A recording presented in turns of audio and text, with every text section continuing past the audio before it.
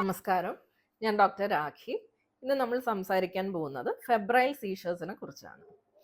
എന്താണ് febrile seizure? പനി കാരണം കുഞ്ഞുങ്ങൾക്ക് ഉണ്ടാകുന്ന ജന്നിയാണ് നമ്മൾ ഫെബ്രൈൽ സീഷർ എന്ന് പറയുന്നത്. അതിന് പൊതുവെ മറ്റു കാരണങ്ങൾ ഉണ്ടായിരിക്കില്ല. കാരണം ജന്നി വരാൻ പല കാരണങ്ങളുണ്ടാകാം. ഒന്ന്, അപസ്മാര രോഗം അഥവാ എപ്പിലെപ്സിയിൽ ജന്നി വരാറുണ്ട്. മെനിഞ്ചൈറ്റിസ് അഥവാ മസ്തിഷ്ക ജ്വരത്തിൽ ജന്നി വരാറുണ്ട്.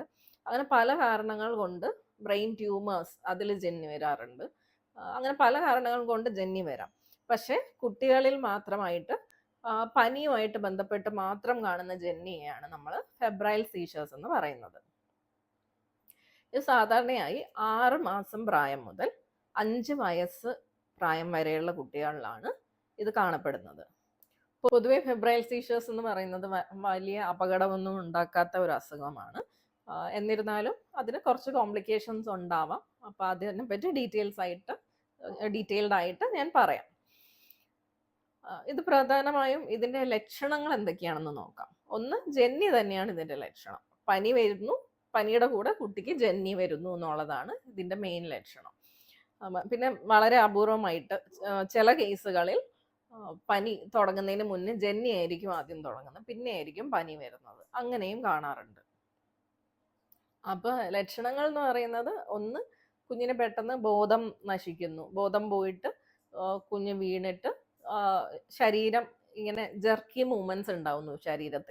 ശരീരം വിറയ്ക്കുന്ന പോലെ, അല്ലെങ്കിൽ ശരീരം ഇങ്ങനെ അനങ്ങുന്ന പോലെ ഇൻവോളണ്ടറി ആയിട്ടുള്ള, അതായത് കുട്ടി അറിയാതെ തന്നെ ഉണ്ടാവുന്ന മൂവ്മെന്റ്സ് ഉണ്ടാവുന്നു.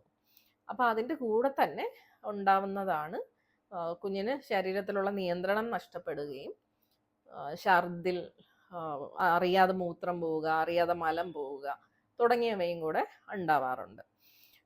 അതുപോലെ തന്നെ കണ്ണ് ചിലപ്പോൾ ഇങ്ങനെ അപ്രോളിങ് ഓഫ് ഐസ് എന്ന് പറയും. കണ്ണിങ്ങനെ മേളിലേക്ക് പോകുന്ന, അല്ലെങ്കിൽ ഇങ്ങനെ സ്റ്റെയർ ചെയ്ത് നോക്കുന്ന പോലെ ഒരു നോട്ടവും അതിൻ്റെ കൂടെ കാണാറുണ്ട്. ഫെബ്രൈൽ സീഷേഴ്സ് പൊതുവെ 2 തരത്തിലായിട്ടാണ് ക്ലാസിഫൈ ചെയ്തിരിക്കുന്നത്. ഒന്ന്, simple febrile seizure. 2, complex febrile seizure. എന്താണ് സിമ്പിൾ ഫെബ്രൈൽ സീഷർ എന്ന് നോക്കാം. സിമ്പിൾ ഫെബ്രൈൽ സീഷർ എന്ന് പറയുമ്പോൾ ജന്നി വന്നാൽ പോലും അത് 15 മിനിറ്റിൽ താഴെയായിരിക്കും നിൽക്കുന്നത്. അതുപോലെ 24 മണിക്കൂറിൽ ഒരു തവണയേ ജന്നി വരുന്നുള്ളൂ. അതാണ് സിമ്പിൾ ഫെബ്രൈൽ സീഷർ. ഇതാണ് സാധാരണ കോമൺ ആയിട്ട് കാണപ്പെടുന്ന febrile seizure. Complex febrile seizure കുറച്ച് കുഞ്ഞുങ്ങളിലെ അത് കാണാറുള്ളൂ. അതിൻ്റെ പ്രത്യേകത എന്ന് പറയുന്നത് 15 മിനിറ്റിൽ കൂടുതൽ ജന്നി നീണ്ടു നിൽക്കും. അതുപോലെ തന്നെ 24 മണിക്കൂറിൽ ഒന്നിലധികം തവണ ജന്നി വരികയും ചെയ്യും. ഇതാണ് കോംപ്ലക്സ് ഫെബ്രൈൽ സീഷർ. അപ്പോൾ അതിൽ ആ ഒരു ഡിഫറൻസ് മാത്രമല്ല അതിന് വരുന്നത്. ഈ കോംപ്ലക്സ് ഫെബ്രൈൽ സീഷർ ഉള്ള കുട്ടികൾക്ക് വളരെ റെയറായിട്ട് അപസ്മാര രോഗം ഉണ്ടാവാനുള്ള സാധ്യതയുണ്ട്, അതായത് എപ്പിലെപ്സി ഉണ്ടാവാനുള്ള സാധ്യതയുണ്ട്. അപ്പോൾ അതറിഞ്ഞിരിക്കണം. റെയറാണ്, എന്നാൽ പോലും അങ്ങനെ ഒരു സാധ്യതയുണ്ട് എന്നുള്ളത് അറിഞ്ഞിരിക്കണം. ഇനി എന്തൊക്കെയാണ് ഇത് വരാനുള്ള റിസ്ക് ഫാക്ടേഴ്സ് എന്തൊക്കെയാണ് എന്ന് പറയുന്ന, ഒന്ന്, ഏജ് തന്നെയാണ്. കാരണം കുഞ്ഞിൻ്റെ പ്രായം നമ്മൾ ആദ്യമേ പറഞ്ഞു, 6 മാസം മുതൽ 5 വയസ്സ് വരെ പ്രായമുള്ള കുട്ടികളിലാണ് നമ്മൾ ഫെബ്രൈൽ സീഷേഴ്സ് കാണുന്നത്. അപ്പോൾ ഒന്ന്, മെയിൻ ഫാക്ടർ എന്ന് പറയുന്നത് ഏജ് തന്നെയാണ്. പിന്നെ അതിൻ്റെ കൂടെ ഇമ്പോർട്ടൻ്റ് ആയിട്ടുള്ളതാണ് ഫാമിലി ഹിസ്റ്ററി. ഫാമിലി ഹിസ്റ്ററി എന്ന് പറയുമ്പോഴത്തേക്കും കുഞ്ഞിൻ്റെ രക്തബന്ധത്തിലുള്ള മറ്റാർക്കെങ്കിലും ഇതേ അസുഖം ചെറുപ്പത്തിൽ ഉണ്ടായിട്ടുണ്ടെങ്കിൽ കുഞ്ഞിന് ഫെബ്രൈൽ സീഷർ വരാനുള്ള സാധ്യത കൂടുതലായിരിക്കും. ഇത് ആണ് മെയിനായിട്ടുള്ള റിസ്ക് ഫാക്ടേഴ്സ് എന്ന് പറയുന്നത്. പിന്നെ നമുക്കിത് എങ്ങനെ പ്രതിരോധിക്കാൻ പറ്റും, എങ്ങനെ കുഞ്ഞിന് ഫെബ്രൈൽ സീഷർ, ഇപ്പം നമ്മൾ ഒരു കുട്ടിക്ക് ഡയഗ്നോസ് ചെയ്തു ഫെബ്രൈൽ സീഷർ ആണ് എന്നുള്ളത്, അപ്പോൾ അതെങ്ങനെ പ്രിവെൻറ്റ് ചെയ്യാൻ പറ്റും കൂടുതൽ ഫ്രീക്വൻ്റ് ആയിട്ട് വരുന്നതിലെന്ന്. അപ്പോൾ അതിന് നമ്മൾ ചെയ്യാൻ പറ്റുന്ന കാര്യം എന്ന് വെച്ചാൽ, നമ്മൾ ആദ്യമേ പറഞ്ഞു പനി കാരണമാണ് ഫെബ്രൈൽ സീഷർ വരുന്നത്. അപ്പോൾ പനി വരാനുള്ള സാധ്യതകൾ ഏറ്റവും കുറയ്ക്കുക എന്നുള്ളതാണ് നമുക്ക് ചെയ്യാൻ പറ്റുന്നത്.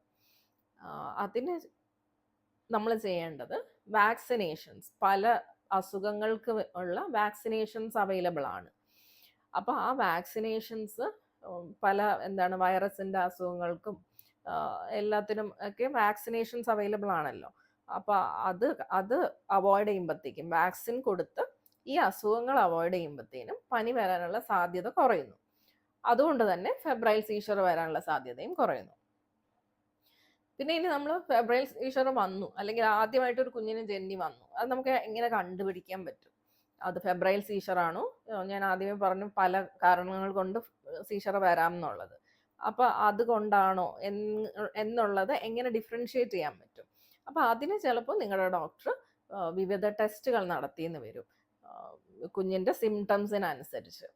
അപ്പൊ അതിൽ സാധാരണ ആയിട്ട് ചെയ്യാറുള്ളത് EEG ചെയ്യാറുണ്ട്. EEG എടുക്കുമ്പോഴേക്കും നമുക്ക് അത് എപ്പിലെപ്സിയുടെ ഇത് കാണിക്കുന്നുണ്ടോ എന്നുള്ളത് നോക്കണം. അതിന് വേണ്ടിയിട്ടാണ് EEG എടുക്കുന്നത്. പിന്നെ MRI ബ്രെയിൻ എടുക്കാറുണ്ട്. അപ്പോൾ അതെടുക്കുന്നത് വേറെ എന്തെങ്കിലും ട്യൂമറോ അങ്ങനെ എന്തെങ്കിലും ഉള്ളത് അത് റൂൾ ഔട്ട് ചെയ്യാൻ വേണ്ടിയിട്ടാണ് നമ്മൾ MRI ബ്രെയിൻ എടുക്കുന്നത്. പിന്നെ ലംബാർ പങ്ചർ, അതായത് നട്ടെല്ലിൻ്റെ ഇടയിലൂടെ ഉള്ള സ്പേസിൽ കൂടെ സൂചി കയറ്റിയിട്ട് സ്പൈനൽ ഫ്ലൂയിഡ്, സെറിബ്രോസ്പൈനൽ ഫ്ലൂയിഡ് നമ്മൾ എടുക്കുകയും അത് പരിശോധനയ്ക്ക് വിടുകയും ചെയ്യുന്ന ലംബാർ പങ്ചറും ചെയ്യാറുണ്ട്. അപ്പോൾ അത് സാധാരണ മെനിഞ്ചൈറ്റിസ് സസ്പെക്ട് ചെയ്യുമ്പോഴാണ് നമ്മളത് ചെയ്യുന്നത്. ഇത്രയാണ് നമ്മൾ ഇതുമായിട്ട് ബന്ധപ്പെട്ട് ചെയ്യാറുള്ള ടെസ്റ്റുകൾ. ഇനി ഒരു കുഞ്ഞിന് ജന്നി വന്നു, അപ്പം നമ്മൾ എന്താണ് ചെയ്യേണ്ടത്? ആദ്യമായിട്ട് ഏതൊരു കുഞ്ഞിന് ജന്നി വരുമ്പോഴും, ഫസ്റ്റ് ടൈം ആണ് വരുന്നതെങ്കിൽ നമ്മൾ എത്രയും പെട്ടെന്ന് ഇമ്മീഡിയറ്റ് മെഡിക്കൽ കെയർ കൊടുക്കണം. കാരണം നമ്മൾ നേരത്തെ പറഞ്ഞ പോലെ നമുക്കറിയില്ല അത് എന്തുകൊണ്ട് വന്നു എന്നുള്ള കോസ് നമുക്കറിയില്ല. ചിലപ്പോൾ ഫെബ്രൈൽ സീഷർ ആയിരിക്കണം എന്നില്ല, വേറെ എന്തെങ്കിലും ആയിരിക്കും. അപ്പോൾ അത് കറക്റ്റായിട്ട് കണ്ടുപിടിക്കാൻ വേണ്ടിയിട്ട് ആദ്യത്തെ ജന്നി എന്തായാലും എത്രയും പെട്ടെന്ന് ഹോസ്പിറ്റലിൽ എത്തിച്ചിരിക്കണം. ഇനി അത് കഴിഞ്ഞിട്ട് നമ്മൾ ഡയഗ്നോസിസ് ആയി, കുഞ്ഞിന് ഫെബ്രൈൽ സീഷർ ആണ്, വേറെ കുഴപ്പങ്ങളൊന്നും ഇല്ലാന്ന് ഡയഗ്നോസിസ് ആയ കുഞ്ഞാണെങ്കിൽ പിന്നീട് ജന്നി വരുമ്പോൾ നമ്മൾ ശ്രദ്ധിക്കാനുള്ള കാര്യങ്ങൾ എന്തൊക്കെയാണെന്ന് പറയാം. അതായത് ആദ്യത്തെ കാര്യം, നമ്മൾ കാമായിട്ടിരിക്കുക, നമ്മൾ പാനിക്കാവാതെ നമ്മൾ കാമായിട്ടിരിക്കുക. കാരണം എന്താണ്, നമ്മുടെ കുഞ്ഞിന് നമ്മുടെ മുന്നിൽ വെച്ച് ജന്നി വരിക എന്ന് പറയുന്നത് നമുക്ക് വളരെ ബുദ്ധിമുട്ടുള്ള കാര്യം തന്നെയാണ്. പക്ഷെ നമ്മൾ കാമായാൽ മാത്രമേ നമുക്ക് കുഞ്ഞിനെ ശരിക്കും ഹാൻഡിൽ ചെയ്യാൻ പറ്റുള്ളൂ, ആ സിറ്റുവേഷൻ ശരിക്കും ഹാൻഡിൽ ചെയ്യാൻ പറ്റുള്ളൂ. അതുകൊണ്ട് നമ്മൾ കാമായിട്ട് ബിഹേവ് ചെയ്യുക. ആദ്യമേ തന്നെ കുഞ്ഞിന് ജന്നി വന്ന് തുടങ്ങുന്ന ടൈം നോട്ട് ചെയ്യുക. അപ്പോൾ ടൈം എന്തിനാണ് നോട്ട് ചെയ്യുന്നതെന്ന് വെച്ചാൽ 5 മിനിറ്റ് ആയിട്ടും കുഞ്ഞിന് ജന്നി നിന്നില്ലെങ്കിൽ ഉടനെ ആംബുലൻസ് വിളിക്കുക. കാരണം ആംബുലൻസ് എത്തുമ്പോൾ തന്നെ ഒരു 10 മിനിറ്റ് എടുക്കും. അപ്പോൾ 15 മിനിറ്റിൽ കൂടുതൽ നിൽക്കുന്നുണ്ടെങ്കിൽ എന്തായാലും നമുക്ക് ഹോസ്പിറ്റലിൽ കൊണ്ടുപോകണം, അത്യാഹിത വിഭാഗത്തിൽ കൊണ്ടുപോകണം. അപ്പോൾ അതുകൊണ്ടാണ് നമ്മൾ ആദ്യമേ ടൈം നോട്ട് ചെയ്ത് 5 മിനിറ്റ് ആകുമ്പോൾ ആംബുലൻസ് വിളിക്കുന്നത്. പിന്നെ നമ്മൾ അറിയേണ്ട കാര്യം, ഇപ്പം 5 മിനിറ്റിൽ താഴെയുള്ളൂ ജന്നി, എന്നാൽ പോലും കുഞ്ഞിന് വേറെ എന്തെങ്കിലും ബുദ്ധിമുട്ടുണ്ടെങ്കിൽ, അതായത് ചിലപ്പോൾ ശ്വാസ തടസ്സമൊക്കെ വരാം കുഞ്ഞിന്. കുഞ്ഞിന് ചിലപ്പോൾ എന്താണ്, ശരീരത്തിൻ്റെ നിയന്ത്രണം നഷ്ടപ്പെടുമ്പോൾ ചിലപ്പോൾ ഛർദ്ദിക്കും എന്ന് പറഞ്ഞായിരുന്നു. അപ്പോൾ എന്നിട്ട് ആ ഛർദ്ദിച്ചത് ശ്വാസകോശത്തിലേക്ക് പോകാനും കുഞ്ഞിന് ശ്വാസതടസ്സം ഉണ്ടാവാനും സാധ്യതയുണ്ട്. അപ്പോൾ അങ്ങനെ കുഞ്ഞ് ശ്വാസതടസ്സത്തിൻ്റെ ലക്ഷണങ്ങളൊക്കെ കാണിക്കുകയാണെങ്കിൽ എന്തായാലും ഉടനെ ഹോസ്പിറ്റലിൽ കൊണ്ടുപോകണം. അതിന് 5 മിനിറ്റിൽ താഴെ ജന്നി വന്നിട്ടുള്ളൂ എങ്കിലും കൊണ്ടുപോകണം. അതുപോലെ ജന്നിയുടെ സമയത്ത് നിയന്ത്രണം നഷ്ടപ്പെടുന്നത് കാരണം ചിലപ്പോൾ കുഞ്ഞ് നാക്ക് കടിക്കാൻ സാധ്യതയുണ്ട്, ടങ് ബൈറ്റ് ഉണ്ടാവാൻ സാധ്യതയുണ്ട്. അപ്പോൾ ടങ് ബൈറ്റും ഉടനെ അത് ബ്ലീഡ് ചെയ്യും, ബ്ലീഡിങ് ഉണ്ടാക്കുന്ന ഒരു സംഭവമാണ്. അപ്പോൾ അതും ആ ബ്ലഡും ലങ്സിൽ പോയാലും പ്രശ്നമാണ്. അപ്പോൾ അങ്ങനെയുള്ള സിറ്റുവേഷൻസിലൊക്കെ ഹോസ്പിറ്റലിൽ കൊണ്ടുപോകുന്നത് തന്നെയാണ് നല്ലത്. പിന്നെ അടുത്ത് ചെയ്യാൻ പറ്റുന്നത്, നമ്മൾ ടൈം നോക്കണം എന്ന് പറഞ്ഞു. പിന്നെ നമ്മൾ ചെയ്യാനുള്ളത്, ടൈം നോട്ട് ചെയ്ത് കഴിഞ്ഞാൽ ഉടനെ ചെയ്യാനുള്ളത്, കുഞ്ഞിപ്പോൾ ബെഡിലെങ്ങാനുമാണ് കിടക്കുന്നതെങ്കിൽ കുഞ്ഞിനെ സേഫായിട്ട് നിലത്തെവിടെയെങ്കിലും കിടത്തുക. കാരണം ബെഡിൽ കിടക്കുന്ന കുഞ്ഞ് ജന്നി വരുമ്പോൾ ചിലപ്പോൾ നിലത്ത് വീഴാൻ സാധ്യതയുണ്ട്. അതുകൊണ്ട് തന്നെ കുഞ്ഞിനെ നിലത്ത് സേഫ് ആയിട്ടുള്ള സ്ഥലത്ത് കിടത്തുക. കുഞ്ഞിൻ്റെ അടുത്ത് വേറെ ഡേഞ്ചറസ് ആയിട്ടുള്ള സാധനങ്ങളൊന്നും കാണരുത്. അതിലൊന്നും തട്ടി കുഞ്ഞിൻ്റെ കയ്യോ കാലോ മുറിയാത്ത രീതിയിൽ സേഫായിട്ട് കുഞ്ഞിനെ കിടത്തുക. എന്നിട്ട് അത് കിടത്തുമ്പോഴും നമ്മൾ ശ്രദ്ധിക്കേണ്ടത് കുഞ്ഞിനെ ചരിച്ചാണ് കിടത്തേണ്ടത്, ഒരു സൈഡ് ചരിച്ച് കിടത്തുക. അത് കിടത്തുന്നതിൻ്റെ കാര്യം നമ്മൾ പറഞ്ഞു, ചിലപ്പോൾ ഛർദ്ദിക്കാൻ ചാൻസ് ഉണ്ട്. അപ്പോൾ ഈ ഛർദ്ദിക്കുന്നത് ശ്വാസകോശത്തിലേക്ക് പോകാൻ സാധ്യതയുണ്ട് നമ്മൾ നേരെ കിടത്തിയ. അതുകൊണ്ടാണ് നമ്മൾ ചരിച്ച് കിടത്തുന്നത്. ചരിച്ച് കിടത്തുമ്പോഴത്തേക്കും അതിങ്ങനെ വായിലൊന്ന് ഒലിച്ച് പോക്കോളും. ശ്വാസകോശത്തിൽ കയറി പ്രശ്നം ഉണ്ടാക്കില്ല. അതുകൊണ്ട് ചരിച്ച് തന്നെ കിടത്തണം. പിന്നെ ശ്രദ്ധിക്കാനുള്ളത് കുഞ്ഞിന് വായിൽ ഒന്നും ആ സമയത്ത് വെച്ച് കൊടുക്കരുത്. വെള്ളം, പാല് അല്ലെങ്കിൽ മരുന്ന്, പനി കുറയാനുള്ള മരുന്നൊന്നും ആ സമയത്ത് വായിൽ വെച്ച് കൊടുക്കരുത്. കാരണം അതെല്ലാം ഈ പറഞ്ഞതുപോലെ ആസ്പിറേറ്റ് ചെയ്ത് ശ്വാസകോശത്തിലെത്താനുള്ള സാധ്യത കൂടുതലാണ്. അപ്പം ഇത്രയുമാണ് ശ്രദ്ധിക്കാനുള്ളത്. അതുപോലെ ജന്നി വന്നുകൊണ്ടിരിക്കുന്ന കുഞ്ഞിനെ നമ്മളൊരിക്കലും പിടിച്ച് വെക്കുകയോ അല്ലെങ്കിൽ കയ്യിലെടുത്ത് വെച്ചിരിക്കുകയോ ഒന്നും ചെയ്യരുത്. ഞാൻ നേരത്തെ പറഞ്ഞ പോലെ നിലത്ത് സ്വസ്ഥമായിട്ട് സേഫായിട്ട് കിടത്തുക തന്നെ വേണം. മറ്റത് കുഞ്ഞിനും നമുക്കും ഒക്കെ ഇഞ്ചുറി ഉണ്ടാവാനേ ഉപകരിക്കുകയുള്ളൂ. അതുപോലെ ഈ നമ്മൾ പണ്ടത്തെ സിനിമകളിലൊക്കെ കണ്ടിട്ടുണ്ട് ഇങ്ങനെ മെറ്റൽ ഓബ്ജക്ട്സ് ഒക്കെ കൊടുക്കുന്നത് ജന്നി വരുമ്പോൾ. അപ്പം അങ്ങനെയുള്ള കാര്യങ്ങളൊന്നും ചെയ്യാൻ പാടില്ല. കാരണം അങ്ങനെയുള്ള മെറ്റൽ ഓബ്ജക്ട്സ് ദേഹത്ത് വയ്ക്കുമ്പോഴത്തേക്കും അതിൽ തട്ടി കുഞ്ഞിന് വീണ്ടും മുറിവുകൾ ഉണ്ടാവാനേ അത് സഹായിക്കുകയുള്ളൂ.